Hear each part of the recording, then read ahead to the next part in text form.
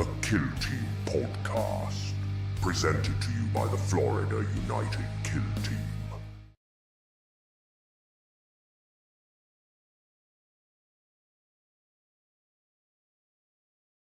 All right, what is up, everybody? Welcome to the PhoBros Podcast. My name is Eric. As you can see, I'm in house arrest in the kitchen today, and today I'm joined by my buddy Cameron.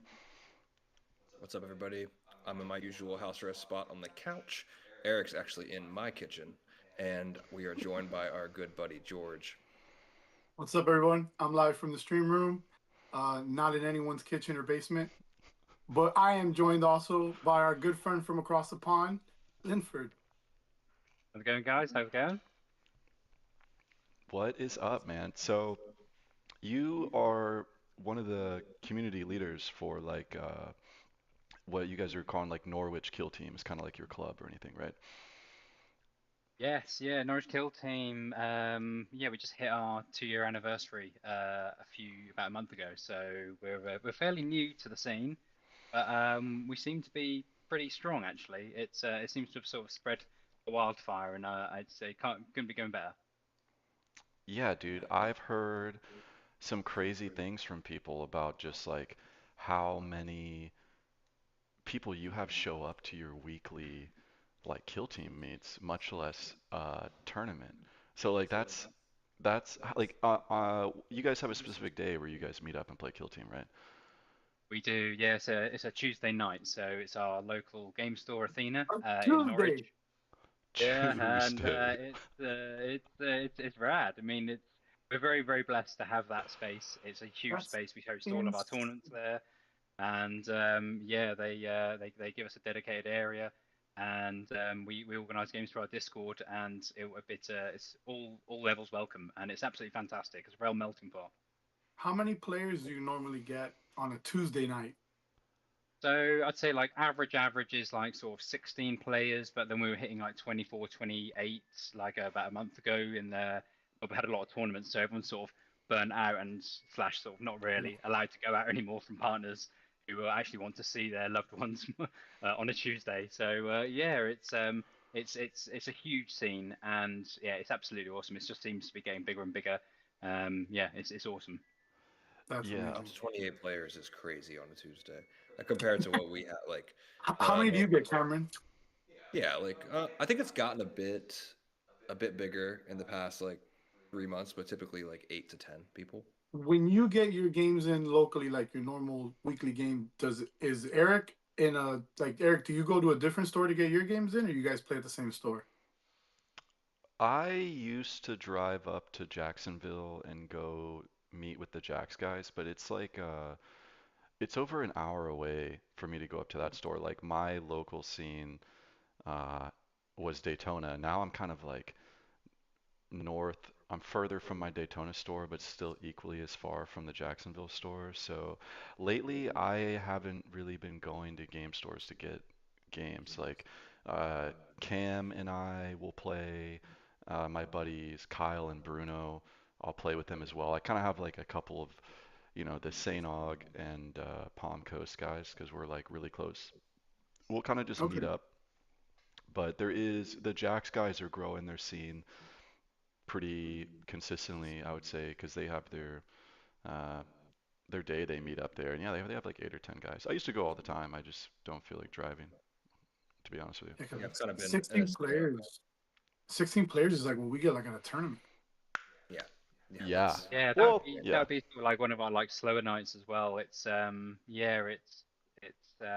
Lower nights. we sometimes have like sort of yeah, like I say tournament like player sort of numbers on a Tuesday night. So it's pretty radical. It's quite a cool thing to sort of stand and watch everyone interact, play their games. And you think, yeah, we're doing all right. What I'm yeah. curious about too is like how you said you have some type of venue. How did you get a venue? And what kind of venue is it Yeah, that you can so have 14 tables at on a Tuesday? yeah, and more if we want really. So yeah, we had a dedicated space that then unfortunately closed down about a year ago. We became sort of a club nomads, playing in each other's homes, and just wasn't becoming very feasible. And we started to sort of dissipate out a bit. And we're starting to lose that sort of community spirit. And then Athena Games, which was just down the road from where we were playing anyway, sort of offered their space, sort of free of charge. We're very blessed for that. It would have been again another hurdle to overcome as a club because we don't charge for membership. We're a non-profit sort of community. Yeah, we sort of just grown from there, and that space has really allowed us to get that FaceTime with each other and interact on a far better scale than we could do digitally on our Discord channel, for example. So yeah, it's been a real blessing, and we are always thankful for those guys for helping us out, and for also all of our tournament hosting as well. Incredible. Yeah, and that's kind of what I was thinking was like, so do they just let you use the space, or as a club, do you guys like collect money from people that are feeling generous to help the club, but they just like let you use it? Yeah, they let us use it. They have a handful of terrain sets that we use. I've painted some terrain sets for them as a gift as well. So we've got sort of a store of stuff there. And yeah, we have as much space as needed. We share it mainly in the main hall, which can host 60 players. And we normally share that with Magic players. Wow. And then in the back room, we've got space for another 20. So in total, yeah, we can really pack them in, and we do in some of the tournaments as well. It's yeah, it's quite a sight. That's What is cool. your tournament kind of showing? Like how many people do you have on your average So tournament? I've actually reduced it down because I thought it was getting too big.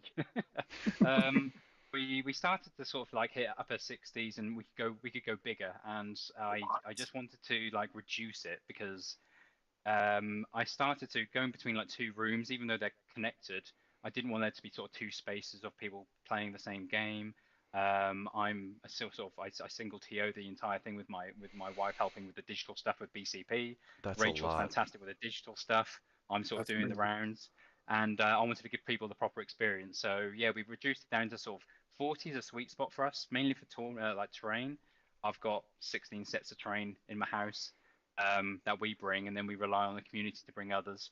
We use a weird amount of sort of terrain. We use a lot of homegrown stuff, a lot of homegrown rules, new sort of open board layouts. We design our own maps. Every tournament has a new map pack, which is a pain to put together, but it's well worth it, and it keeps things fresh. I like sort of seeing the world players come who have memorized every spot on a Volcus map, and then they sort of see our beach assault or our sort of car park boards, and with unique terrain, and it's really fun to see. It really puts a good level play on everything.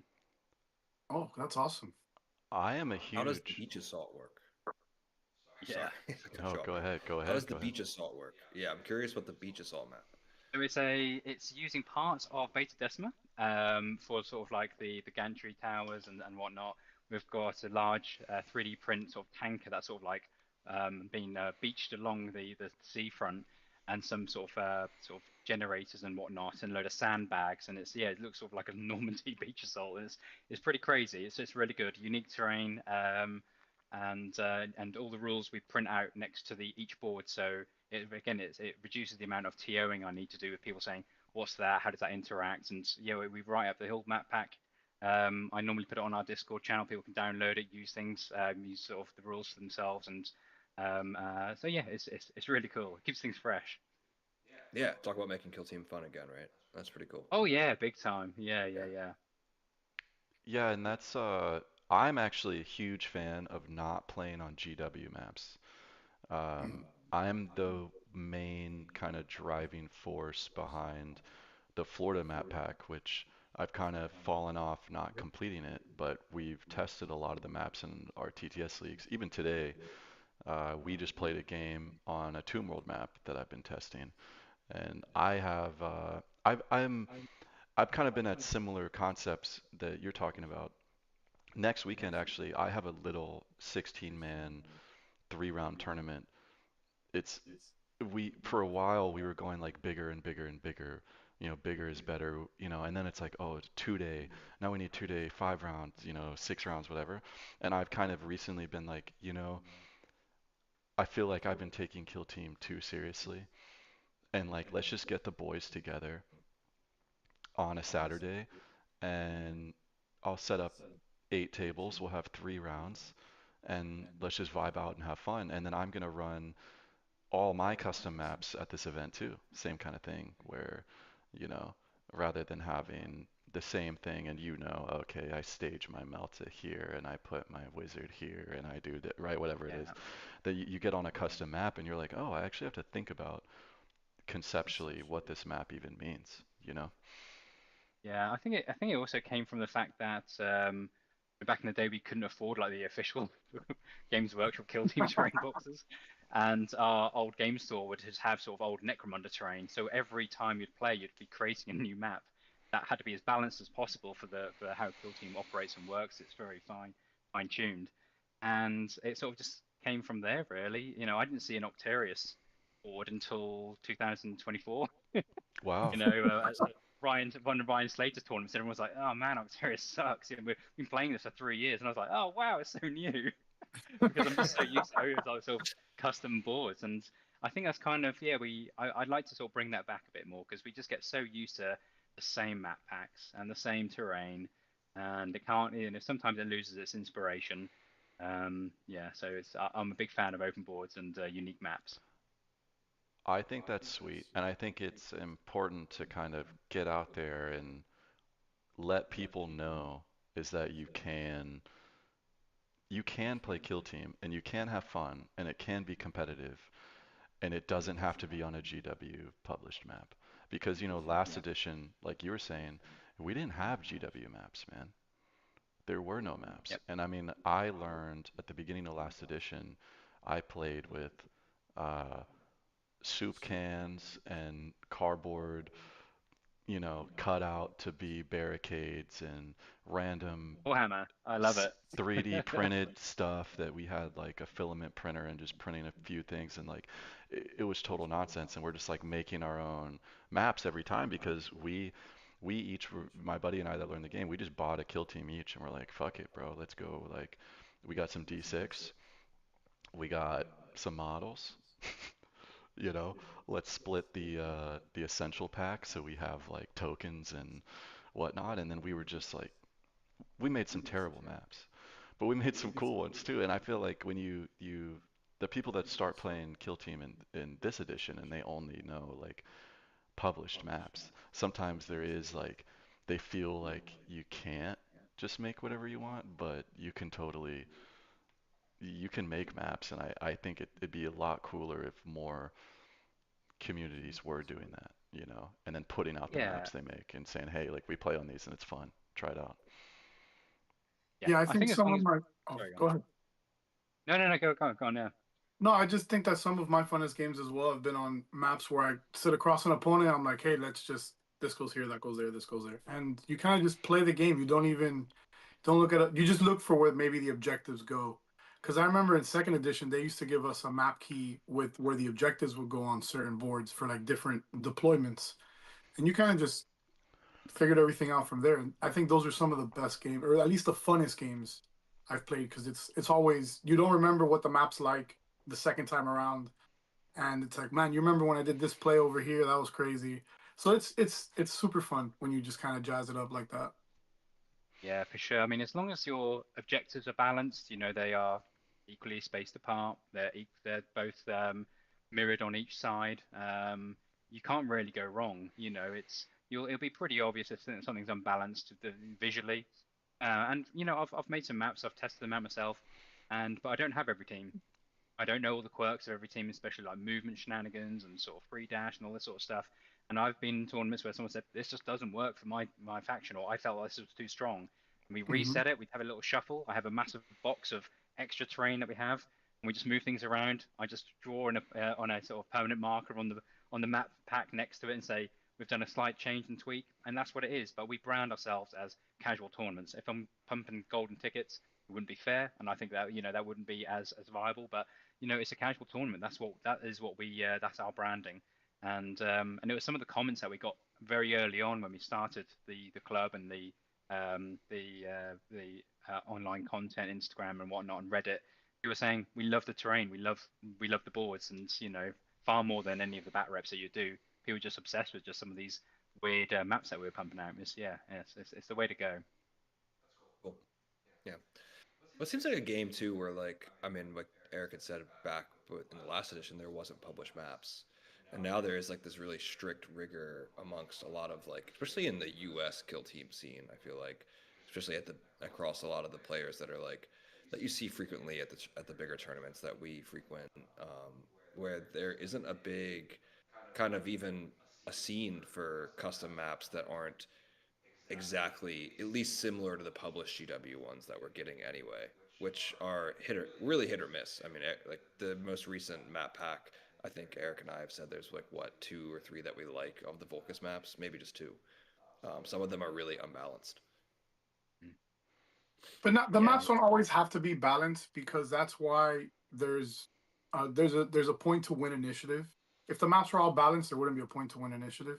So you want to have some maps that are unbalanced and kind of not super unfair, but somewhat like, oh, this side is definitely better than the other side. So if I win initiative, I take that side for sure. Yeah, Because then it gives you more of a reason to stake, and then also placing your models first. It's like, I'm gonna have to show where I'm going, but I'm picking the side I want. So I agree with that to a certain extent, but I feel like with certain teams on certain maps, that one role that lets me, like one thing that's very dangerous to do, because maybe you've experienced this, Linford, because it sounds like you've been making a lot of maps. I've been making a lot of maps, dude. And Shami's in the chat right now, and he says I know Shami's joking, but there's a lot of truth in this. He says best part of playing Eric's maps is I know exactly who to blame when things don't go my way. Nobody says, at least some people will. They'll be like, "Oh, this GW map blows." But I feel like, I put out these custom maps and people will lose on them and they go, "Yeah, I lost because it was a custom map." Sometimes that's true. But that's where I do what Linford does, and I like adjust my maps. Like I test them before I throw them into tournaments and stuff. And some people are just my test monkeys in the TTS leagues. TTS leagues are just a guise for me to force you guys to play my maps. Sorry, it is what it is. But like the small stronghold, if you position the small stronghold in a way where the door faces the mid line, depending on the map, that is most likely going to be extremely, extremely powerful for quite a few teams, because I can park a guy behind this door and I strike first with a power sword, and you're probably getting smoked. And there's nothing that you can interact there. I need to have a lot of other bad shit going on my side of the board to justify positioning the stronghold in that way, right? And so there is a GW map that is set up that way, and that side is just too good. It's just so good that if you're a melee team, if you're a Space Marine team, you put a guy with a chainsword there, bro, with 14 wounds, like get fucked, bro. Like get fucked. And so there is a line, and that's where like some of the GW maps they have that. But any map can end up having that, and that's why if you just got to play them and figure out, oh, oopsie, maybe I should be really careful doing these type of things. Or, it's like Linford is saying, I played a lot of the teams. I don't play 5-inch teams, like 5-inch move teams. I play a lot of fast teams. I play, and at least 6-inch move teams. So when I first started making maps, I would put too much space in between cover, not accounting for like the fact that a dwarf can never make it to cover without using all their APL to move their models up. So then you start kind of learning through trial and error of making maps like, okay, my dead space should really be at most, you know, 5 inches apart. So a dwarf can move 4 and be within an inch of cover. Like that's the biggest amount of space I should create. Little stuff like that you learn. But there's definitely a possibility that you make a map that's just way too skewed, and you don't want initiative to be like, I win the entire game because I rolled a d6 better than agree. you. Yeah, definitely agree with him. Yeah. But yeah. No, that makes it I think, tough. But I think there's always those situations too, Yeah. where things are just like you can't avoid the unbalance at times. yeah. I think asymmetry is good, but it should have some type of balance. There needs to be some give and take. And Yeah. I mean, some of my boards do lack Vantage, but I will always say that I learned Kill Team on Gallodark. So I never understood or cared for Vantage when I first was introduced to the game, and I will always overlook Vantage for my own gameplay and also when I create maps. So it's like the forefront of my mind is like I have to put some sort of Vantage here because it's not just a Gallo Dark, but open board Gallo Dark. We do actually have a board called, which is basically like an open board Gallo Dark, and you actually move over walls, and it's like sort of like an estate, which is I don't know what you call them in America, sort of a housing area, kind of themed board. Okay, that's As you cool. like sort of do basically like sort of like gate hopping, sort of like fence hopping kind of style. Yeah, Oh yeah, yeah. yeah. So That that's one of our sounds super boards. sick. Yeah, that Yeah, sounds cool. it's we I think I had John Reese play that at our tournament, and he was quite impressed by it. So that was kind of like a nice seal of approval. But yeah, so I always overlook Vantage. But yeah, I mean, sort of talking about sort of symmetrical boards. I mean, it's the Typhon maps. They are so symmetrical. Everything's just, they are not very inspiring at all. Right. Those GW maps. I haven't tried any of those Typhon maps.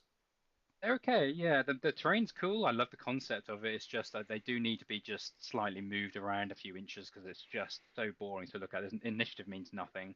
They are completely symmetrical. So yeah, it's they need a tiny bit of tweaking.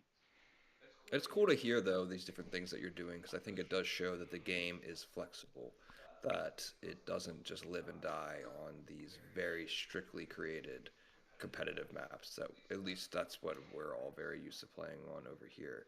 But I think Yeah. Eric and I have a buddy named Bruno. And Eric, do you remember a long time ago, Bruno sent us that video of that creator on YouTube that made that ITD board that had, it was basically like it had like an open hangar.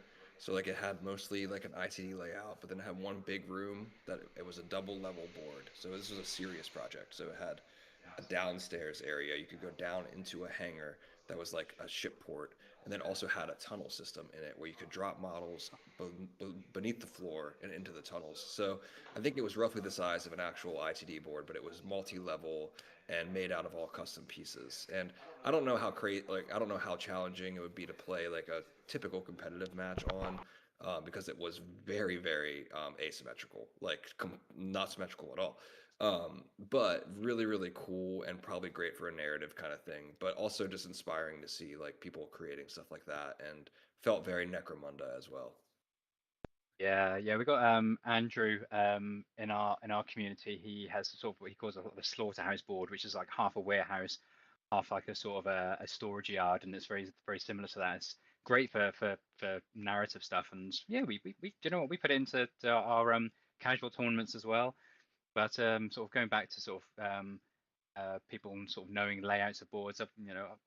My heart sort of broke when I went to a tournament this year, and it was my opponent was measuring to the mill their game plan for turn one and turn two, and we stood in silence for 20 minutes whilst they figured out all of their threat ranges because they knew the map without even putting a model down. And I was sort of like, oh god, feels like I'm just playing chess now. It completely lost the purpose of the game. And admittedly, I should have done a bit more research to win that game myself. But you lose a bit of the flair, I think. Yeah, a little natural kind of feeling of just playing the game. Yeah. Yeah. Yeah, I think it definitely gets like I think uninspiring is a good term that you use, you know, if you just play on the same maps all the time. And then the thing is, if you play on a bunch of custom maps, then when you play on a GW map, it's cool because you just play you're not just only playing GW maps. Like even the mid lane GW maps are still fun because you're not playing on Oh them all yeah. the time. But when you're playing the same six maps, then you're like, okay, you know, like even around here, if we're not on one of our custom maps, like we don't play any of the maps from the beginning of the edition anymore, even on Volcus. And some of those maps were cool. Yeah, I I don't actually even like mind. the first Volcus set a lot. Yeah, Yeah. there were some cool ones. I liked it. It got old, but it was Yeah, cool. absolutely. Yeah, This we're, is we're where it seeing a gets big stale for shift me. we're seeing like a big shift of big sort of golden ticket events in the UK using Galadark, Volcus, and Tomb World, and now we've got 2/3 of our tournament is close quarters, which has pros and cons. As a Rekka player, I love it. Close quarters, bring it on. Crits all day on 5 ups. But Yeah, it's but some of the communities that we have, some of the other clubs like Lincoln and Notts, they will routinely use Beta Decima. No, it's sort of it's not hugely loved, but it's just nice to see something different, and they do some cool stuff with it. Amazing paint jobs, some cool conversions, and yeah, it's nice to see. I'd rather play on something like that than just the same old maps all day. That's cool that you guys they use Beta Decima because I've I've I've mentioned it a few times to run in my events and I get shot down immediately. I think no one uses it here in the States. Um, I think I Just saw a the. video. Or go ahead. No, I had seen a video on Mountainside Tabletop where they used Beta Decimal, but they changed the board so it didn't have the water rule, and it was like just gantries, and they said the map worked phenomenal. So I've always It does. wanted to do that here, but I don't know, we just haven't. What were you saying, Cam? I was going to say the New England map pack for Beta Decima is fairly popular. I know that Eric and our buddy Bruno, Eric can talk about it, had just played it recently. I guess maybe didn't change too much of what was wrong with Beta Decima, but I think it slightly made it better. I think Eric also said it was kind of like matchup dependent. I'm a bit of a Beta Decima hater because I think that it skews a little too hard. But you could also argue, to be devil's advocate against myself, you can argue that like ITD skews a lot of matchups as well. But I think that what you were saying, George, is probably the solution, in my opinion, to ITD or Beta Decima. Don't throw the terrain in the trash. Throw all the rules associated with the terrain in the trash, and then use the terrain on an open board without the water so you can actually move around. And I think it could be really cool. The way that Beta Decima is, like, how much movement you're taxed to get around the board on a even New England Beta Decima board.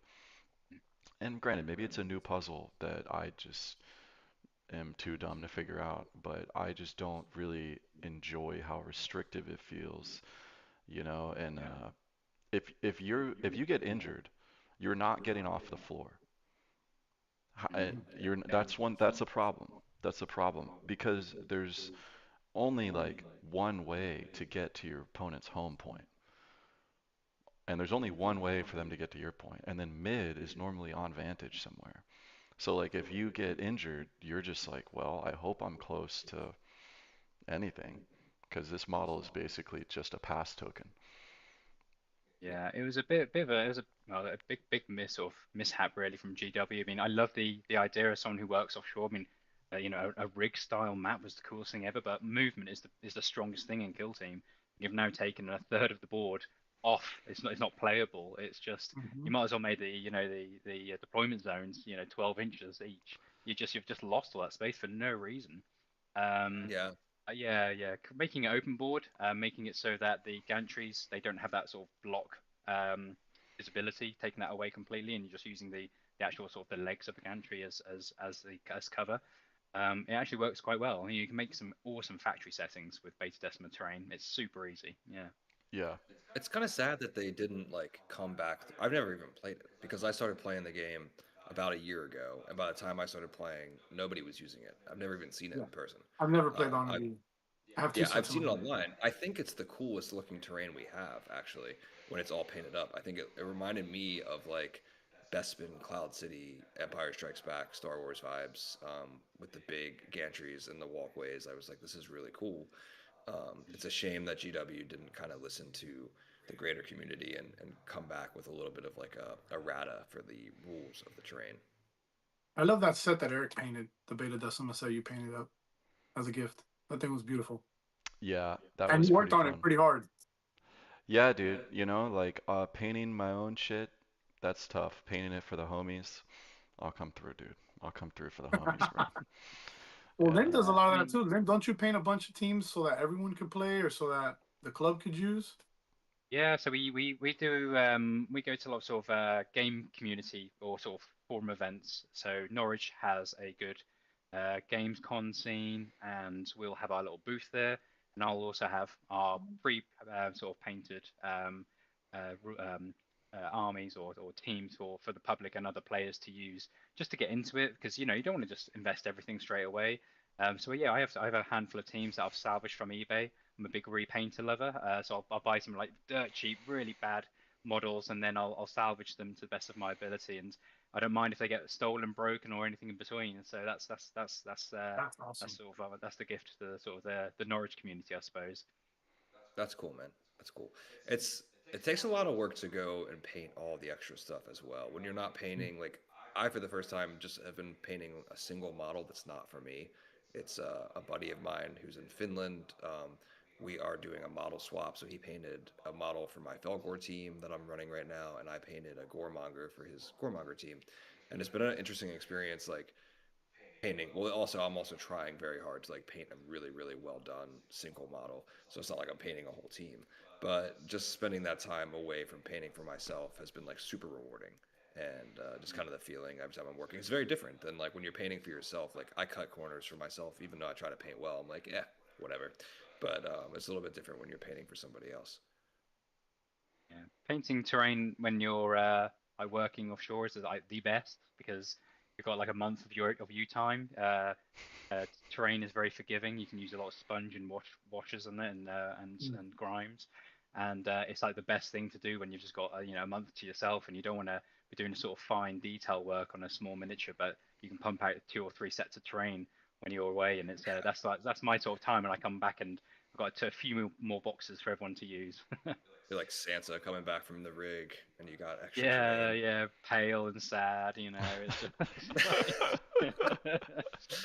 Yeah, terrain's very mindless to paint though. So if you're just like if you're just doing the base and trying to make it weathered and stuff, it can be very fun as you just kind of it's you're colored by numbers on that. Yeah. yeah, yeah, and you can go wild. I mean, like we were very sort of realistic grimdark, and then I went to Nottingham a few years ago, and they were doing turquoise, pink, and yellow, sort of Chalnath terrain. I was like, oh my god, this is incredible. I hadn't really been exposed to that sort of cool color palette for terrain, and I loved it, and I brought it back, and I think I'll give everyone headaches now. We've got the Fever Dream set of terrain, which is sort of 3 sets of terrain, 3 colors, but all different components of terrains are painted slightly differently, and it's migraine inducing. It's horrible to play. It's just so bright and gross, but you have to do it. So it's like an initiation into the club. That's funny. That's That's awesome. Yeah. hilarious. George paints a lot of terrain with like those pastel type colors, and they look really cool, dude. You use a lot of like the pink, yellow OSL and Yeah. stuff, and Well, looks to be nice. fair, I like to rattle can a lot of my terrain.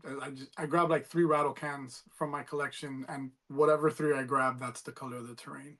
So it's just pull pink, orange, blue, whatever is there. Uh, but yeah, I love painting terrain. It's something like you turn your mind off and you could just kind of go at it. And then Cam, I know, has been doing a lot of experimenting with OSL, but I love doing OSL on terrain. I think that really will make any terrain pop. Um, I think as long as you kind of highlight the key features on the terrain, maybe the doors, or like the entryways for the ITD. Like a lot of us here have been doing the hazard stripes over the doors and stuff, to kind of make it easy for your opponent and yourself to see everything. But if as Yeah. long as you do that, I think you can't go wrong. Oh yeah, I went all in on the OSL in my Volcus, and then Yeah. never again because it got stolen out of my trunk.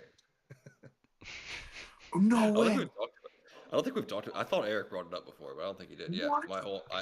yeah, just someone. I had it in a black, like a black, like sealable crate kind of thing, like you get at Target, just like a storage box you'd use for your garage. And I went to Publix, which is Linford. Publix is like the Florida grocery store chain. And I was with my daughter. I went in, got all the groceries, came back out, loaded them up, realized we left 2 things at the counter. I'm literally like 10 feet from the store entrance. I just walked back in. I didn't even think about pulling the trunk back down. I was like, I'm going to be back out here in literally 30 seconds. And somebody just grabbed the little crate out the back of my trunk, and there was no like footage at the store of it. But it's just so funny because whoever grabbed it, they definitely weren't looking for that. So they opened it up and they were like, "Oh my God, what is this tiny destroyed city?" Like, what did I just steal? Like, why does he have this in his trunk? Which is kind of funny. That's the only thing I was like able to redeem about it was I was like, you know what, like F you, because you wanted something valuable and instead you got my tiny destroyed city. So Oh, gross. Yeah, that's yeah, heartbreaking. That's it horrible. was heartbreaking. I actually just had finished painting it and had done OSL on every Volcus light with an airbrush, and I was like, I was very stoked. I don't have any pictures of it done either, so no one has seen it. There's like a few pictures of it like half done. So, but now I'm anti-terrain for like at least a couple months. I'm not painting any terrain. I like painting terrain. It's very forgiving. You fuck it up and you're just like, oh no, it's grimdark. Throw some Yeah. blood on there. Yeah, you're like, oh Yeah. well, we'll just hit it with a dry brush anywhere and it'll be fine. Doesn't matter. Yeah. No rules. No rules. Yeah, I painted a Gallo Dark for Athena, the game store. I wanted to do sort of like Norwich colors, which is like green and yellow. And then Yeah. I thought, well, I need a third color in this. It just doesn't look complete. So I done red doors, and it just looked like the Jurassic Park colors. So it's just like now the Jurassic Park car. Sorry, the Jurassic That's Park cool. car sort of terrain. It's It's That's funny. well, that's it. There you go. Another headache for everyone to play. Yeah. Nice. I'm down to play on some funky terrain, man, for sure. But it's you guys been playing a lot of Kill Team lately? Like have you guys been getting games in or what? Yes, sir. I got one in yesterday. You been playing Wolf Scouts? What about you, Linford? You been getting to play or you just on the TO duty, bro? Yeah. So yeah, every week I get a game in. I'm sort of playing some of the semi-new members of our community at the moment. We in the run up to any tournament, I'll do like I'll play just the standard map packs, and us tournament sort of freaks will just play each other sort of repeatedly. But I like sort of playing some of the newer guys, and it's really refreshing. And yeah, I'm still getting one game in a week. I go to a tournament every month, and I'm on Wreckers at the moment, Wrecker Crew all the way. I am Yeah. also dabbling in the Rekkas, dude, because I've been trying to find a team to re-inspire me because I feel like similar to what you were saying earlier at the beginning of the podcast, we're kind of I feel like the holiday time, it's the end of the year, we've all gone to a million tournaments, we've been playing a bunch, like things kind of slow down. And then I'm wanting to get back in the swing, but I don't really know what team I want to play. And then I'm realizing Rekkas are always fun. So I might be hopping back on the Rekka train because why not just throw an obscene amount of dice every game and just have some fun, you know? There's a lot of finesse to Wreckers. That people just say it's swingy, you just power a dice, and if you hit, you hit. You don't, you don't. That is every team, in all Yeah. honesty. You know, 100%. that is literally how the game works, and there is a lot of tactic to Wreckers. And now we have the charge AP, bonus. That's huge. That's It's huge. a game changer. It's actually made the team a lot more competitive, I think. Hmm. But yeah, I think Wreckers are one of the most fun teams, apart from Fast Stalker. I'm a big Fast Stalker lover. That was one of my original teams, and yeah, they're just a really really fun team. Yeah. I've been loving them. And I think this is a good time for us to hop into the play of the week, boys. Let's see what kind of nonsense has happened for us. Play of the week. So, Linford, talk to us, man. What is the coolest play that you've seen, whether you did it or was done to you recently? What's your play of the week? I'll start with done to me because it was a bit like jaw dropping. One of the a tournament, a big London tournament, and we were doing pretty well. It was a triples team tournament, so you are carrying sort of that burden as well, and that pressure. And I decided on a close quarters map to charge one of my wreckers into a tomb crawler. So I was playing Canoptic, and it was a guard action, sort of and they rolled all six of them. Yeah, they were wounded as well, so they were needing sixes to hit, and they rolled like four sixes and just obliterated my guy. And it was one of those moments you're like, damn, Well, that was epic. yeah. That was like I needed that to get the win. I ended up drawing that game. But yeah, it was one of those rolls where it's like 4 crits. Good on you. Yeah, nice just Yeah, a scratch that was nerd. Eat this. yeah. And I was like, Okay, that was pretty cool. Yeah, Yeah, just get absolutely mulched. yeah. Uh, yeah, that's Some of cool. the best kill team moments kind of happen like that though, with like a crazy dice roll. Yeah. Yeah, Yeah. It's yeah, good to for hear. Absolutely, sure. yeah. And I have a funny one go for for a it. play of the week that I did to myself. I've been messing around playing Blooded because I'm in a funny situation where I don't really know what team to play right now, and George was kind enough to ship me the whole entire 20-man Blooded team he had with every operative. Hey, every So I've option been available. Okay. yeah, you have every option. Super sick. George is the ultimate homie for that. So I was playing against one of our locals here, Bruno. He was running stealth suits, and I had like a 4 or 5 wound model tied up in combat with a drone that he had charged into me, and I was like, all right, you know what? I'm gonna take my plasma gunner. I'm gonna throw him around the corner of this building, and I'm gonna use the ploy to shoot into combat, knowing that I could definitely kill myself. But I was like, if I kill my own guy, at least he blows up because he had we had the explosion up on the ploy. So I go around the corner. I roll all misses. I do my rerolls into all misses, so I completely obliterate my own guy, do no damage to the drone that had like 3 wounds, and then I go to roll my explosion, and I roll a 1. So I, it's like the most Necromunda thing I've done to myself, which was shoot into combat, kill my own guy, and then of course his little chest detonator is a dud. So, and then the drone just like flies away, and my plasma guy just stands there like, all right. Yeah, nice. Just no dice, literally. It's so dumb. It's like what it was so I couldn't even be mad because it was so funny, like thematically. That's why I like Blooded at least, because like all my mistakes are pretty funny. You have to love the shoot into combat ploy that Blooded have, because it's not like, So you cool. know, the newer team, they got like ratlings. They're like, yeah, dude, you're just a sniper. You're just a marksman. You can just shoot into combat for a CP, you know? But the Blooded is like, no, if you miss, you're going to kill this idiot with a t-shirt on. Like, they're going Yep. to die, you know? Oh, and you get to roll saves. And that's the other part of that story was I did roll saves on my guy in combat. Of course, he saved nothing, so he Yeah. just ate all 4 shots. Yeah. You've probably been on Wolf Scouts, George. Tell us about your Yeah, Wolf Scouts. I had another game last night with the homie Stanley Norley on Discord. He brought his bugs. First time playing into bugs, and I got taken to the dumpster. It was horrible. It was the worst game I've ever had. He did not fight me. I fought him with my wolf when I charged him. That was the only fight action the whole game. He didn't fight me the whole game. All he did was go in his tunnel, come out. He's like, "Hey, I've heard about your car insurance warranty manufacturer," and then he just go back in the tunnel. And I was just like, "What the?" Ah! I was popping my ploy every turn to reduce his attacks, get a balance in reroll and fighting. Zero fighting that game. Norley, Stan, I love you. I hate you. Fucking, he ate my lunch, dude. He absolutely devastated me. Did he I kill didn't. I any didn't know wolf what to scouts? do. Oh, he killed Was he everybody. shooting? Oh, he Yeah, did. Okay. he moved the tunnel straight up the board, and he would just come up within 2, shoot me, and then Mm, hide, and that's it. And I couldn't do anything. I couldn't charge him because he wasn't a threat when I was my turn, and he killed the only person he left alive was my fang bearer. He's no, my room priest stayed alive. The end of the game, everyone else got mulched, and That's tough though. it was horrible.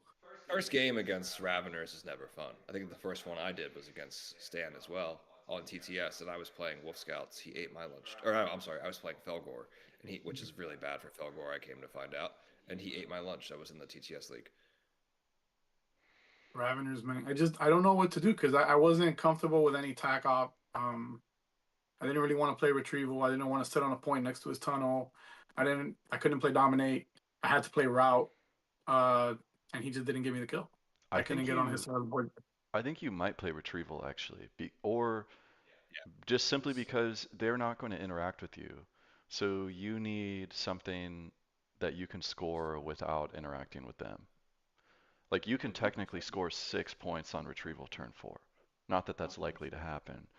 Normally you have Raveners in your face. But that's where like route can be an issue into certain teams because Yeah. it's like I need to do something turn 2 and it needs to be way over there. And if they're just giving you nothing, you'll just never get it. So then sometimes you can, in your game plan, be like, that's okay for me to score 4 points because I'm not scoring at turn 2. But now I really, really got to score at turn 3 and turn 4. I took route more also because we were playing on the hamburger map, so I know I could get close to him. Like I could get to Yeah, that side of the board. I had the better board to do the tack off, but it's just whenever he put his tunnel in the way, and I wasn't gonna be able to get within 6 to score.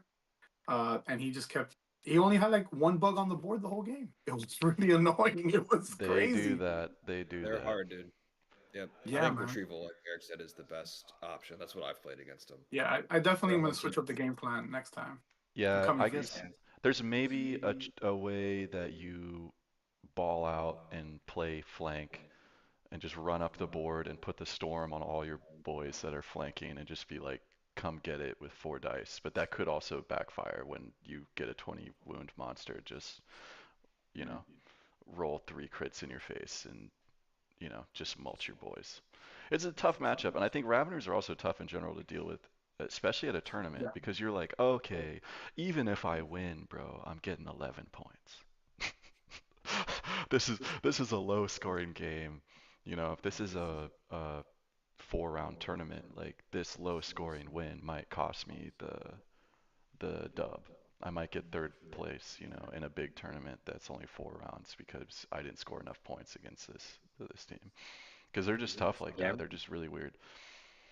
Raveners are, yeah, they're big on in the UK scene, and it's there seems to go one of two ways with Raveners. It's either they just hide all the time and just sort of eke out the game like that, or they'll just dump all 5 models on the board and it's 100 wounds, on the board to deal with. What can deal with that? That's a lot of wounds to choose Yeah, from like what do in you one do? turn. Like you're like, come on. Yeah. That's It's true. yeah, those two play styles I like it. I think it's really cool. My wife used to play High Fleet back in the Compendium days, so it's nice to finally see a Tyrannid team back, and Agreed. she's a Tyrannid player, Super sort happy of with it. yeah. So That's cool. yeah, I miss High Fleet. High Fleet was a cool team back in the day. I know, dude. I never actually ended up playing them, but I almost got Gene Stealers together to run them. They just seemed really fun. I hope Yeah, we they get, were so uh, strong. yeah, I hope we get another Tyranid team like that, where it's like a wider, like I think the elite Raveners are actually really neat, and they feel Yeah, like you're fighting these like insanely powerful Mm-hmm. titans of bugs. Like they actually feel scary and giant and Yeah. vicious, and I think that's really cool.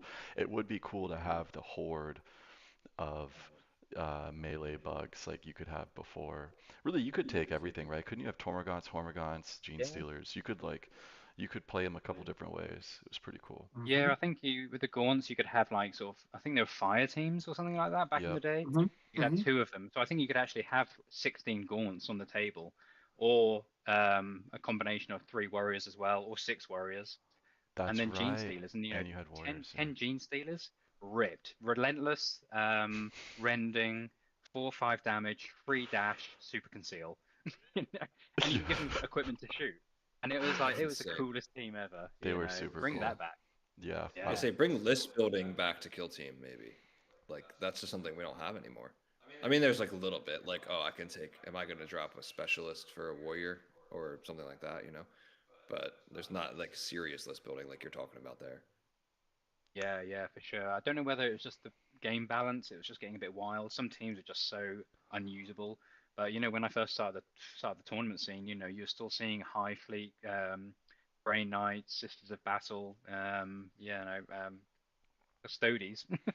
They were Custodes were crazy. Yeah, cool. Custodes were What is also the cool. cracked? Cracked. Yeah, I reckon it is harder to balance though when you have that much different capabilities for a list building type thing. When But Custodes Yeah. dropped in Kill Team, they had 4 APL, bro. They were cracked. Yeah. yeah. I used to have a Custodes team that was just the Death Shroud Plague Terminators. 4 of those, and then when they got rid of Compendium, I then got another 2 and made them the Plague Marines. And then I realized that the models are huge and like in really crazy poses with like massive scythes. And then you charge into someone and sort of say, oh, what's that weapon? You're like, fists. It's just a scythe, to show. And it's like the team is so confusing for everyone, so I just don't play it Yeah, anymore. But yeah, that's Oh, funny. that's so funny, yeah, dude. Yeah, there was some cool stuff. I think part of it is they're just changing maybe a bit of their design philosophy compared to like those compendium teams like Linford was saying they had fire teams. So you would normally be able to pick two fire teams and you would they it would be like a fixed list in the fire team and you would kind of mix and match them together. Mm. And they just don't really do that anymore. There's still a little bit of list building in Kill Team with a few teams, but most of these teams are fixed now, you know. Yeah, but it does keep the game tight. So Yeah. that's what we get out of it. More Yeah, chess-like, tighter. I think any team is good enough to win uh, most of their, or not most of their games, but like you're very rarely just completely screwed because you brought a team Yeah, to a tournament. You might have a really bad matchup, but that's where like, we've been getting into Star Wars Legion and I'm figuring out the list building because I can just walk up to the table with a list that I put together and then I'm it's a bad list. I suck. I have no idea what I'm doing. So you can just walk up with like, "Oh, I have nothing to deal with whatever's on the other side of the table because my list is bad." And then that's just how the game's going to go. But you don't really have that in Kill Team because of the lack of list building. But more flexible teams would be cool. yeah, That's really what got me into Phobos because I would bring 20 or 19 Phobos models to a tournament because yeah. for a six-man team that's kind of crazy that you have that many That's cool. options, and that's why I liked yeah. One of Phobos one so of much. our one of our players, Jack, in our community, he's Blazer Kane, and he brings so many models, and it's so cool when he puts them on the painting table for your lunchtime voting, and he's like, oh, that's cool, you brought a combat patrol Yeah, there's Yeah, because there's a whole army. 24 aspect warriors. so many models, and he's done Yeah, them all pastel coral colors, and that's kind of like the coral theme. It's so That's cool, cool. but yeah, there's so many models. But going into a match and not having a fixed roster is so flexible. Blazer Kane are just like Inquisitorial agents plus. They can do so much stuff. They are so slept on, and he rocks with them. It's a really cool team. They have so many tricks, and they have so many answers for so many different threats. I really struggle into elves when I play. Yeah, it's one of my big weaknesses. for Rekkas for sure, bro. So many Yeah, crits, man. all the rending and the crits and everything, and it's like uh, those games where you never use a Justice Scratch because you're just eating lethal 5 to the face. You're just like, this ploy I have is pretty cool if I could use it, but it's Yeah. not helping me out. So those guys are definitely good. And Yeah. I think we're coming up on an hour. I think we're going to roll into That's Heresy soon. But I do have one more question for you, Linford, because you have, you said 16 people. That's like the low end of who shows up on a Tuesday. How did you do it? Was it the Discord? Was it just showing up every Tuesday? How did you get your community to like be this size and the consistency that it is? Um, Well, I think like sort of a positive community building is what it was. No one likes the whole sort of actually kind of vibe going on where people are just like rule smithing and are making each other's lives hell. We're a super positive community, and we build on that. We have very sort of embedded community rules where we want to try and uplift everyone and support people. We're not there to bash people. Some discords and like some places in Reddit is horrible. Asking a question which is very genuine, and then someone just says it's in the rules. You're like, yeah, nice one. It's like the worst comment to see. We are very positive. So yes, turning up every Tuesday. Our social media, which my wife Rachel does a lot of, it really helps that getting the sort of the message out. You sometimes think, I don't know if anyone's looking at this, but it builds and builds, and we've got for a kill team community with pretty good following actually.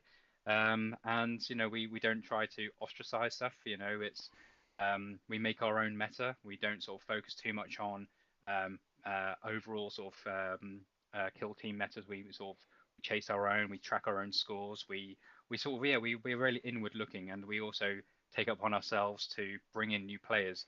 A newer player, so someone who's played for a few months, is just as likely to give a beginner intro game to someone completely new than someone who's been playing for years. I think it's sort of the responsibility of everyone to sort of keep the community going and growing.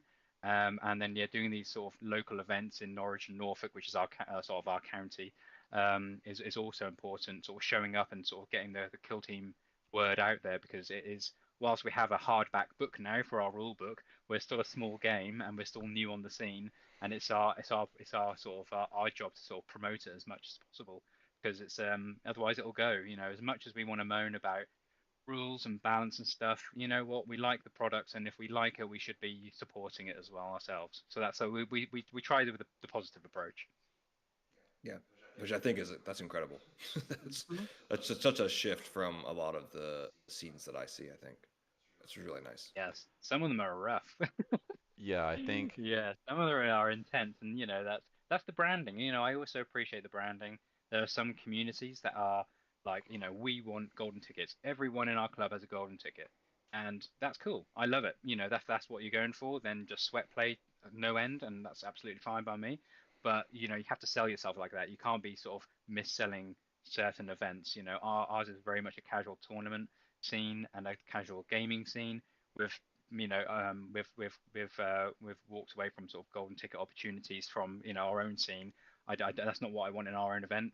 It will attract the wrong crowd, and they won't have a good time either, because they're after a certain thing and we can't provide that. So yeah, it's knowing your scene and knowing your audience.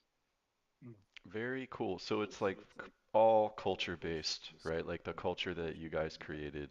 And then so I think I noticed too, like I know you're one of the Norwich Kill Team leaders, or at least like you're leading a lot of the charge, but you're always saying like we. So do you have a couple other guys that are like helping you guide the culture in this direction?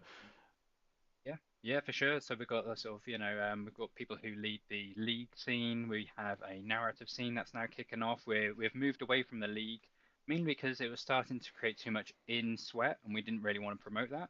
It ends up with sort of us tournament goers, myself included, end up sort of just having the sweatiest games, and it's not fun for the guys who aren't as competitive, who want to sort of dabble in the league. So we've now started something called the Canary Clash. So Norwich has a little canary, the little yellow bird, as our city symbol, and my wife has created a new sort of non-leaderboard league style gaming system where it's partially narrative. There's a thing called the Fun Op that we're going to introduce, which is a unique scoring mechanism for something that's quirky, cool, changes month by month. It could be sort of to do with around Valentine's, double, a paired kill gets you extra points, and things like that. It's just we're trying to keep it fresh and interesting, and that's kind of what we do. And yeah, everyone has their own role. We have a big 40k scene, the Crusade, Jack and Sam and others lead that. We don't just say kill team only. There's lots of games that Games Workshop produce, and we support it all. Necromunda, Warcry, it's all cool. So yeah, it's all the we. So that's why I sort of tried to say community more than club. Yeah. Very cool. And then I have one last question, just because you brought up teaching games, and I feel like everybody that I talk to has a little bit different perspective on how they teach Kill Team.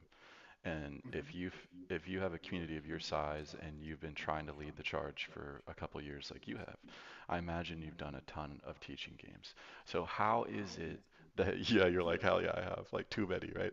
You're like, I feel your pain. So so They're great. yeah, like they can be fun, but they can't all when you're only doing teaching games, it is sometimes a little rough.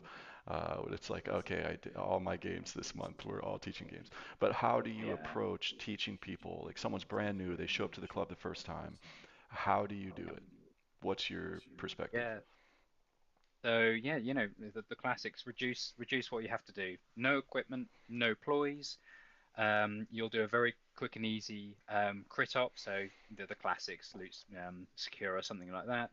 And we also sometimes do, especially for like again public events where you've got a real small time or a small window to get a game introduced and understood, is half-size teams and half-size boards.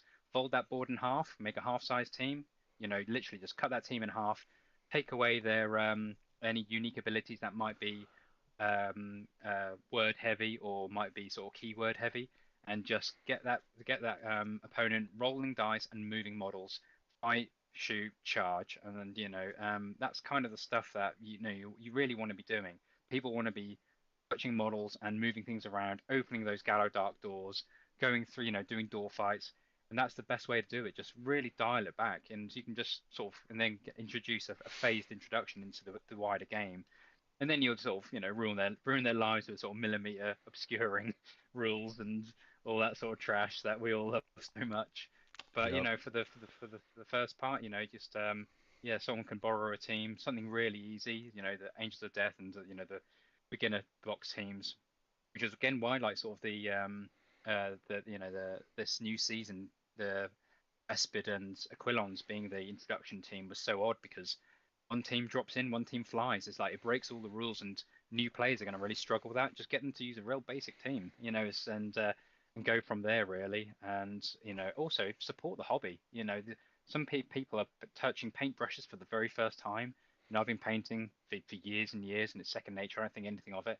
But someone putting a first layer of paint on a model and taking a photo and putting it on their Discord, it's a huge step, and it's horribly nerve-wracking and really, really scary. And I think it's important that you support those individuals and say, do you know what? Well done. That's cool. That's looking good. Paint isn't too thick. Dilution's good. How about this? How about that? And giving some positive comments. And that's also a massive part of the hobby as well as the painting side of things and the modeling side of things.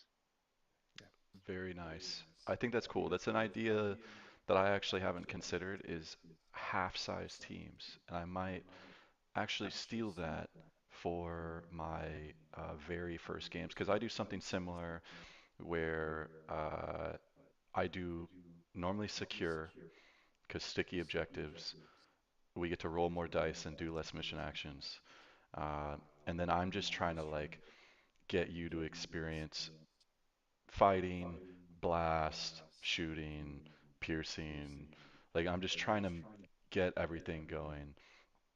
All and I think that's where there's some people, it's like I think it can be bad when people are teaching Kill Team and they try and tell the new guy exactly what moves to make. I think you just have to let people Yeah. play the game, and like as the more experienced player, you just take your foot off the gas a tiny bit.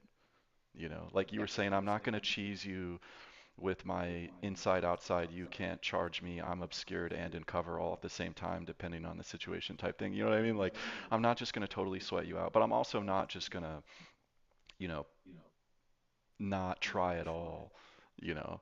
So Yep. there's like a balance there where what I actually try and do is give them blast plays, get them go fight their melee guy with my shooty guy, put myself on my back foot, and have them basically win the early game, and then I get to go harder in the late game, and I'm just trying to like fight my way back to a tie. And I get to show them all Yep. this stuff, and then I get to like, okay, now I'm like, I just lost a bunch of models for no reason, and now I get to actually like try pretty hard to try and get back. And I've always had fun games with new people with that in mind. And I'm letting Yeah. you Yeah. And make your own decisions and figure stuff out, and then just putting myself on my back heel a little bit, so then I'm not just like abusing the fact that I have 500 games of Kill Team and you have, zero. Yeah, I think 4 turns, four turning points is a long time physically to sort of learn a new game. An hour and a half, hour and 45 is like my sort of attention span anyway for a game.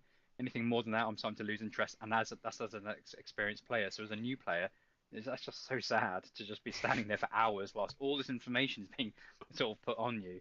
But as an experienced player, it's not time lost. Like I say, like I gave an intro game not so long ago and was like, well, I'm going to try something with the Crusher. I'm not going to go crazy, but this one move, I want to see if I can just, sort of charge, fight, smash back into someone else, and then fight again and see what my actual threat range is with the average number of dice I'm rolling, blah, blah, blah. There are gems to be taken away as an experienced player from giving these intro games. Now, I'm not going to be doing that for every single operative, every single activation, but, there is something to taken away from that.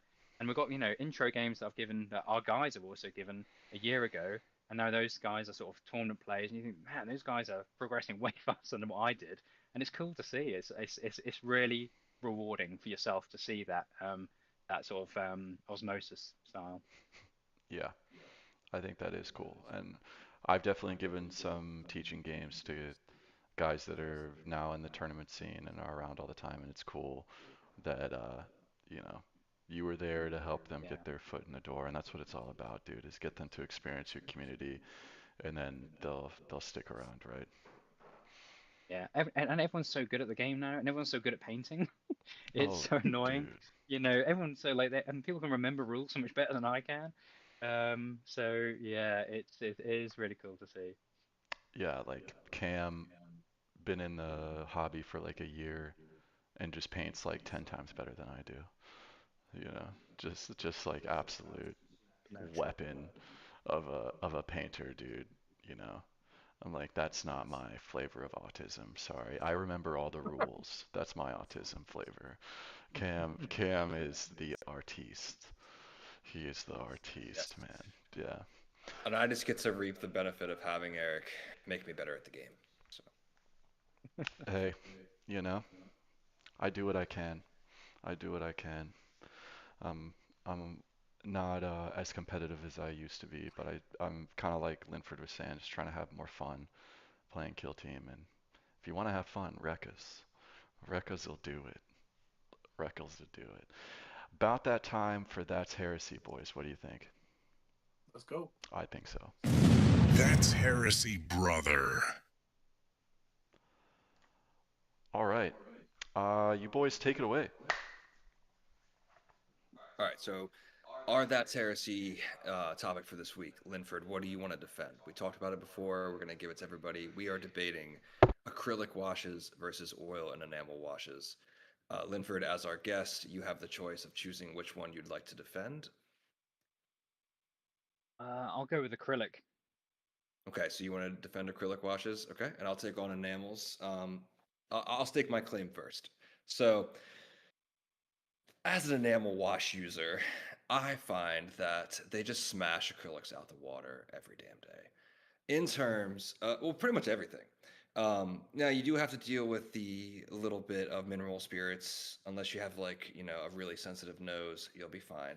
And you're gonna hang out there, and you're gonna have basically one or two washes with an acrylic, with an enamel or an oil wash, and you're gonna step away, and you're gonna wipe some off with a cloth or with a dry brush, and you're going to have the most perfect weathered model. And they now make enamel and oil washes for just about every use you could possibly imagine. Blood. I have one that literally is made to make contusions. So literally, it literally dries and creates a contusion effect, like bruises and popped veins on a miniature. And it's zero skill involved. So Eric did just hype me up on my painting, but some of the stuff I do is just smooth brain.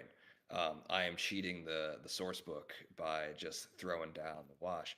And then, yeah, you just take some away. And then when you look at these acrylic washes, which I've used a bunch of, too much of them, and it just looks like crap, in my opinion, a lot of times. You're trying to, if you don't water them down enough or thin them down enough, and you put too much on, especially when you're working with skin, I'm kind of looking at it and I'm like, okay, well, great. I just turned that whole entire area purple, and there's nothing I can do about it because there's no way to reactivate an acrylic wash, which is my biggest complaint. Is once you let it dry, it is there. So you're going to have to repaint your base layer if you make a massive mistake. Mm. Yeah. Oh yeah, that's true. With oil washes, it's you do get a effect and depth that you cannot replicate.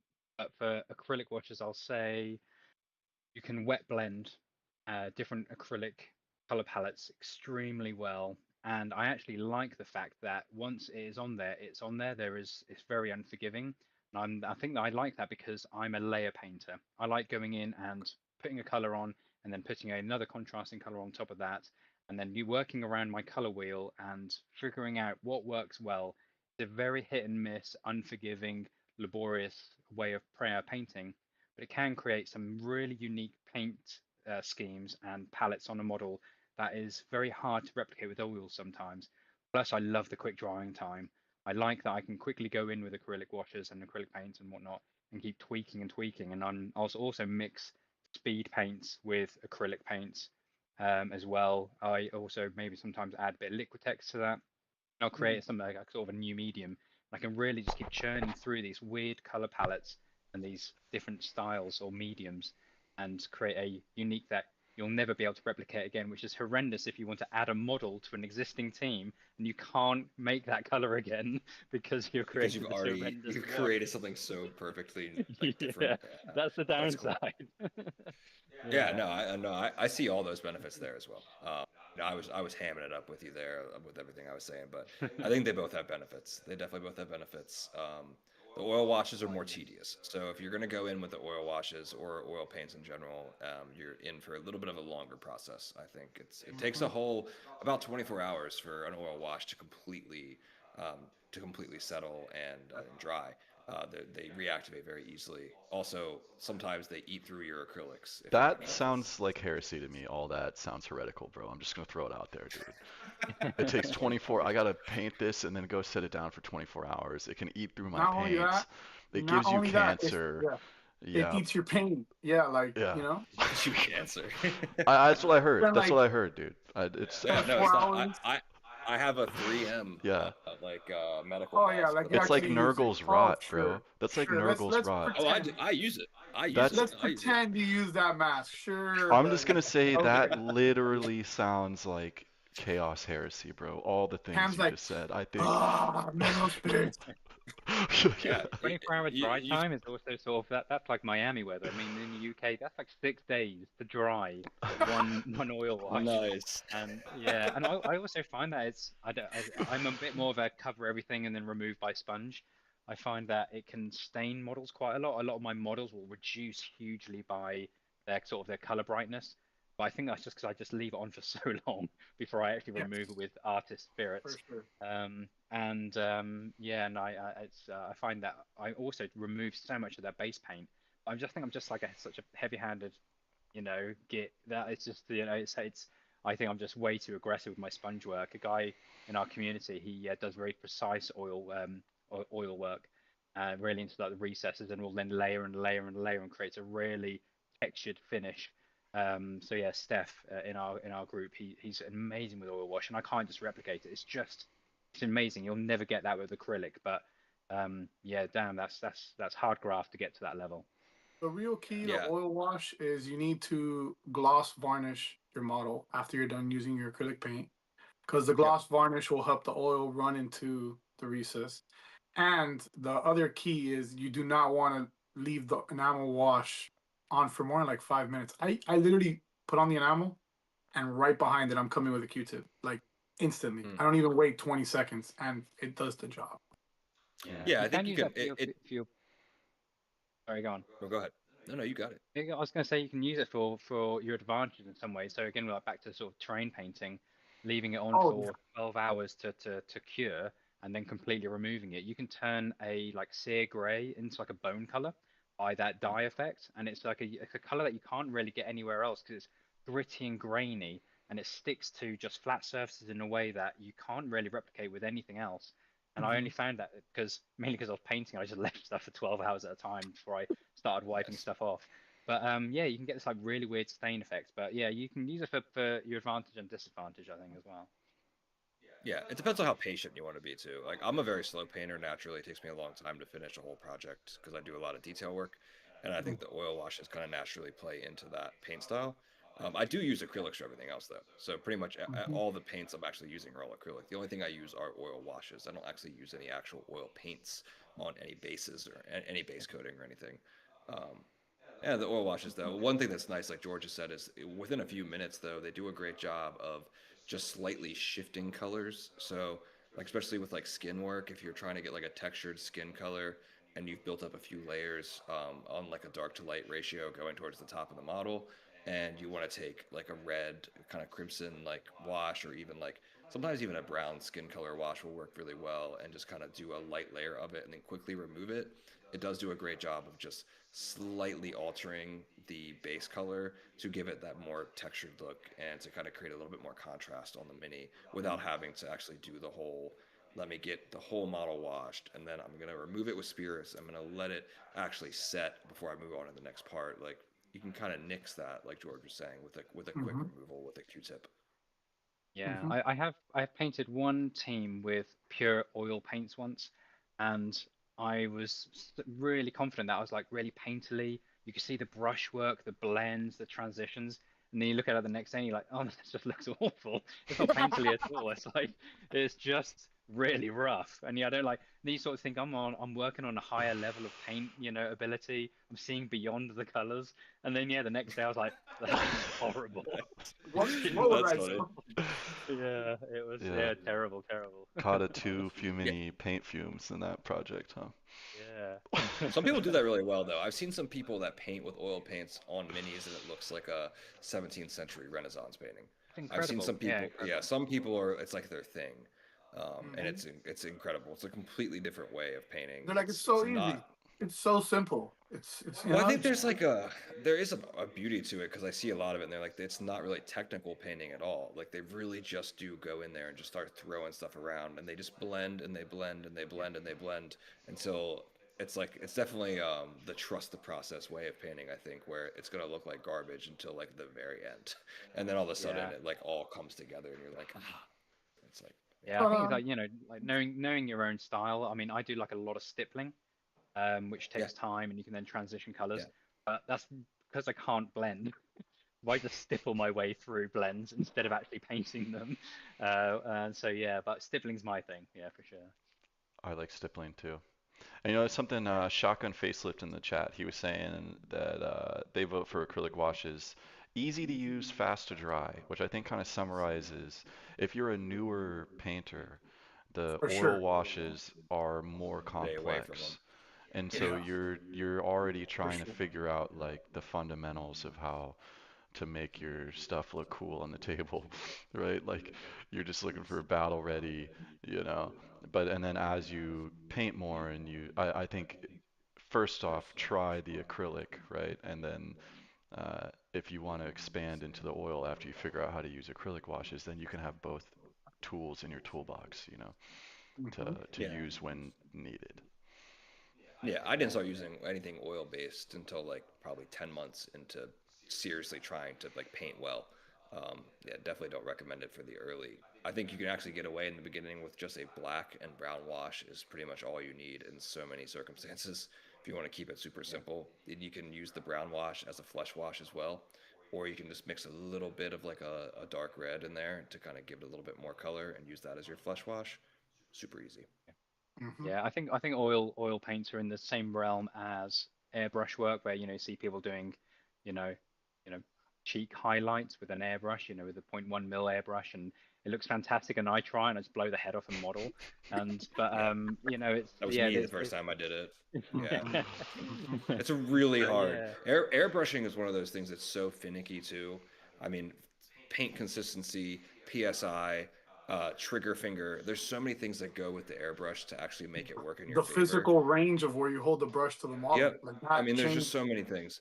It's not yeah, intuitive at all, and it's really hard to kind of learn from a video because it's like it's not hands-on really. It's like really like a technical skill, yeah, but yeah. really I rewarding painted, once you get it. I did paint some tomb world terrain with an airbrush, because Oh it's yeah. fantastic for that underlighting. And Hmm. Rachel did do like a small video of me for like Instagram of me painting it, and I'm like, oh, it's clogged. This is like me having a meltdown, and I'm like, we can't put that on. It's like, yeah, no, that's terrain. That's like the easiest thing to do, and that's just Yeah. one color. I'm not doing anything fancy at all, Uh, and I'm like That's probably the shaking and best way stuff to and go at it. sweating. But yeah, Yeah. it's yeah. Grab a big thing, and if you're gonna learn how to airbrush, grab a big piece of terrain and just start doing a zenithal on it. You'll probably the best way to learn. Yeah, yeah. Or rattle can. Big fan of rattle can. Masking tape and rattle Yeah. can. You Yep. will hell learn yeah. that if you use your airbrush to paint terrain, that you go through a lot of paint on the airbrush. You're gonna be, unless you're Yeah. throwing that speed paint in the airbrush or some Citadel, some like already very thin down paint, you're gonna be constantly having to mix a big cup of paint with some sort of thinner, because Yeah. terrain is a big thing to tackle with an airbrush for That's why I sure. just I rattle found that can, dude. Yeah, there's a that's why I'm company brown. called yeah, the rattle cans are great, just general purpose. There's a company called Liquitex that makes all acrylic paints. They're really not made for. They're not a miniatures based paint company. They're more of just a general paint company, but they make an amazing line of acrylic inks that are Yes. perfectly diluted for an airbrush, and they Correct. make Yeah. them in every color. And they have an artist palette for it where they literally have every shade and they're all mixable, so you can really get any shade you want, kind of like you could with like an oil paint. And they're just incredible. I use it for all like OSL anything work because it's just the perfect spray every time. It sticks Hmm. and dries like immediately, and it's already pre-thinned to the point where you don't have to mess with any thinning. So it's really great with the airbrush. It's also so satisfying the way they come out of there, just like one little, and it's just perfect every time. Yeah, and the Liquitex bottle, the ink bottles have the dropper, so it's nice Yep, also Oh, to nice. use instead of actually having like dropping it in. yeah, Yeah, yep, oh a yeah. lot of control, a lot of control. Yeah. Yeah. Sick. Well, boys, we're coming on an hour and a half. Good time to wrap it up. Linford, was a pleasure, man. It was a lot of Thank you fun. so much. And thanks Yeah, for giving some thank you for having insight. me on. It's been rad. Of Thank you. course. Yeah, and thanks for You want giving to us some plug insight on how anything? you did your You want to thing. plug anything before you leave? Anything you have coming up? Any events you want to plug in before you go? Yeah, we've got our standard spring and autumn tournaments. So they're always sort of our the cornerstones for our tournament scene. And but yeah, apart from that, we've got some new things coming out that I can't sort of talk too much about. Some sort of fun and weird stuff. We're going to be releasing some sort of like semi-narrative stuff that others can get involved in. And we've been trialing some other narrative-y stuff for other communities and other podcasts. Yeah, big things are coming, and yeah, watch our scene because we're trying to change how things are. Bringing it, dialing it back to fun. Nice. And Cool. I want a link to your Discord so I can check out your map packs and maybe my next tournament I run Norwich and your Do next it. day you can run our fucked map pack and we can do a little map pack trade and That sounds experience cool. each other's I love it. metas a little bit and I think that'll be That's neat. cool. So if you want, I can Absolutely. include that Discord link in the Spotify and YouTube description. But thanks, man. Super fun. Everybody still listening, thanks for joining us. Every Sunday, you can catch us on YouTube streaming. Depends on when what time zone our guest is in, normally in the evening. To help out Linford here, we're in the Sunday afternoon Eastern time. But yeah, just keep an eye out. And yeah, you guys can catch us on Spotify every week. Thanks, guys. Peace. Peace.